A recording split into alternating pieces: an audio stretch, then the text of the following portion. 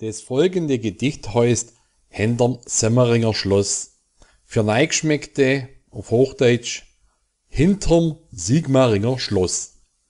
Selmal gleich hinterm Semmeringer Schloss flog der Erwin 2004 gewalttätig auf sein Gosch.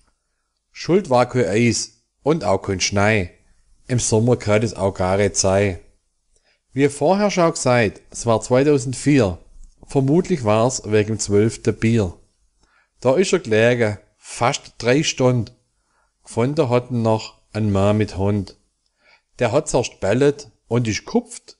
Danach hat er langsam sein Fiesli gelupft. Und die Moral von der Geschichte, schlaf du so bloß mit der Hand vorm Gesicht.